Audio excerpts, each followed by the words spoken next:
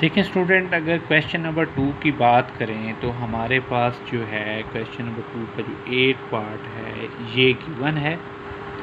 अब इसमें 3 सेट आ गए हैं, देखें x, y और z या z।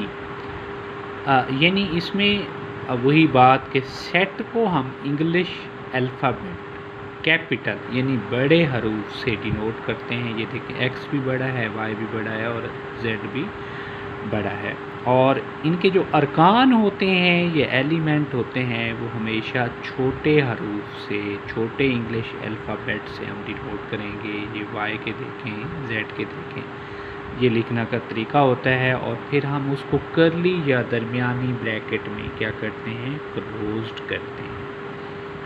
अच्छा, लेफ़्ट हैंड साइड क्या है हमारे पास, ये है स्टूडेंट। अब इसमें सबसे पहले ये जो ब्रैकेट के अंदर है, स्मॉल ब्रैकेट या छोटी ब्रैकेट के अंदर जो है वो हमने क्या करना है, फाइंड आउट करना है। या इसमें इसने देखें x के जो एलिमेंट हैं वो सारे के सारे लिखें। उसके बाद ये यूनियन की अलामत है u, ये लिखें। फिर उसके बाद ये वाली जो स्मॉल ब्रैकेट है ये ब्रैकेट लगाएं और y के जो एलिमेंट हैं वो लिखें। ये देखें सारे y के जो एलिमेंट हैं, ये देखें करली ब्रैकेट या दरमियानी ब्रैकेट उसकी इस्तेमाल की गई है।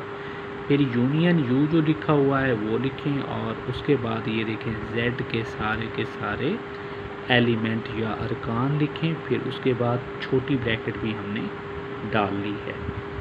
अब इसमें देखें स्टूडेंट, इन ब्रैकेट्स के अंदर, छोटी ब्रैकेट्स के अंदर इन दो सेट्स की यूनियन लें पहले। तो इसमें देखें ये b आ गया, ये c आ गया, c इसमें भी है, इसमें भी है, एक दफ़ा लिखेंगे स्टूडेंट, ठीक हो गया ना। अच्छा, उसके बाद ये देखें d लिखेंगे और f इसमें भी है और इसमें भी है, f क्या लिखेंगे, एक दफ़ा, ठीक है ना। दो दफ़ा अगर आए हुए हों तो एक दफ़ा लिखेंगे, रिपीट नहीं होना चाहिए, दोबारा नहीं लिखना चाहिए। अब इसके बाद इसकी और इस सेट की यूनियन लें तो इसमें a आ गया, b यहाँ भी है, यहाँ भी है, एक b लिखेंगे, दोबारा नहीं लिखेंगे, मतलब रिपीट नहीं किया जाता। c इसमें भी है और इसमें भी है तो एक c लिखेंगे। इसी तरह d इसमें भी है और इसमें भी है, एक d लिखेंगे, बट नॉट रिपीटेड, इसको दोबारा नहीं लिखेंगे, रिपीट नहीं करेंगे। इसी तरह एफ जी एच ये वाले आ गए। इसकी इक्वेशन ए का या 1 का नाम दे दें, मसाबात ए का, मसाबात ए 1 का, जो आपका दिल करता है। और अब आप राइट हैंड साइड लें तो राइट हैंड साइड क्या है हमारे पास, ये देखें यहाँ पे ये लिखा हुआ है। एक्चुअली इसको क्या कहते हैं हम, एसोसिएटिव लॉ ऑफ यूनियन, इसको हम उर्दू में यही कहते हैं, एसोसिएटिव, इंग्लिश में एसोसिएटिव लॉ ऑफ यूनियन। अब इसकी जो राइट हैंड साइड है वो यहाँ पे लिख लें, ये राइट हैंड साइड है। अब सबसे पहले स्मॉल ब्रैकेट है वो लगाएं, x के सारे अरकान या एलिमेंट लिखें, फिर u की अलामत, फिर y के सारे अरकान या एलिमेंट, फिर इस ब्रैकेट का ख्याल करना है। ये दरमियानी या करली ब्रैकेट सेट की अपनी होती है और ये छोटी ब्रैकेट या पैरेंथेसिस इसको कहते हैं। फिर u यूनियन लगाएं और फिर z पूरा सेट ये लिखें, ये दरमियानी या करली ब्रैकेट इसकी अपनी होती है। अब इनमें से ये वाली जो यूनियन है, इन दो सेट की यूनियन ये पहले लेंगे, यानी ये a आएगा, b, अब इसमें देखें दो दफ़ा आ रहा है, इसमें भी है, इसमें भी है, दो दफ़ा नहीं लिखेंगे, सिर्फ एक दफ़ा लिखेंगे। c भी एक दफ़ा लिखेंगे, ये d लिखा और f लिखा, ठीक है स्टूडेंट। फिर ये u की अलामत आई और ये वाला सेट पूरे का पूरा।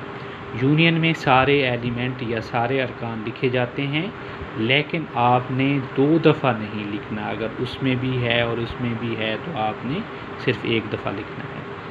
तो ये आपने प्रूव कर लिया है, दोनों तरफ क्या होगा, इक्वल आएगा आंसर। इसी तरह स्टूडेंट, अगर आप बी पार्ट की बात करते हैं तो यहाँ पे क्या आ गया, इंटरसेक्शन, या हम इसे क्या कहते हैं, तकातो। तो ये एसोसिएटिव लॉ ऑफ इंटरसेक्शन कहलाता है। अब इसमें देखें लेफ़्ट हैंड साइड हम लेंगे LHS, लेफ़्ट हैंड साइड, ये इसका मतलब होता है, और RHS, राइट हैंड साइड।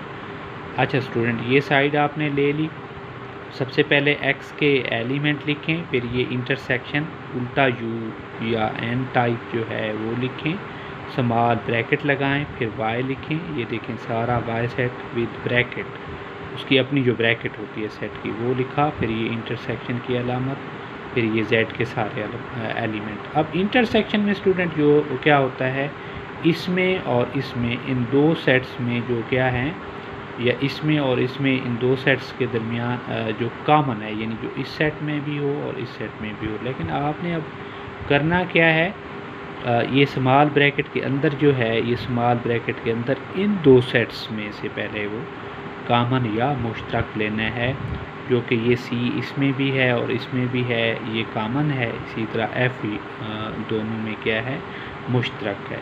अब फिर इस सेट और इस सेट में सिर्फ क्या है, एक सी है जो दोनों में है, इसको हम कहते हैं कि ये कॉमन या मुश्तरक है। वो आपने लिख लिया और इस इक्वेशन ए का या वन का जो आपका दिल करता है नाम दे दें, मसावात एक का। अब राइट हैंड साइड लें, राइट हैंड साइड ये है आपके पास, तो इसमें देखें कि ब्रैकेट में क्या है, एक्स इंटरसेक्शन की अलामत वाई है, तो पहले आप स्मॉल ब्रैकेट लिखें, छोटी ब्रैकेट लिखें, फिर एक्स के सारे अरकान लिखें, फिर इंटरसेक्शन की अलामत लगाएं, फिर वाई के सारे अरकान लिखें, फिर ये स्मॉल ब्रैकेट ख्याल करके आपने लगानी है, और ये फिर तकातो की अलामत है, इंटरसेक्शन की अलामत है, फिर ये जेड सारे का सारा सेट।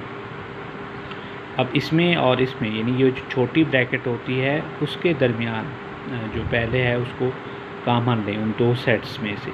तो इसमें क्या कॉमन है, आप देखिए ये बी और बी ये मुश्तरक या कॉमन है, बी लिखें, और इसमें सी कॉमन है वो लिखें, और इसमें डी भी कॉमन है। ये तीन अरकान या तीन एलिमेंट कॉमन है, इंटरसेक्शन या तकातो की अलामत, और ये दोबारा वही सेट। अब इन दोनों में सिर्फ सी मुश्तरक या कॉमन है, जो कि इक्वेशन 2 बन जाएगी आपकी, या मसावात 2 बन जाएगी, या इसे आप बी का नाम दे दें। तो इसमें देखें दोनों आपस में क्या हैं, इक्वल हैं। सो ये वेरी सिंपल था जो आपने इसको इजीली सॉल्व कर लिया।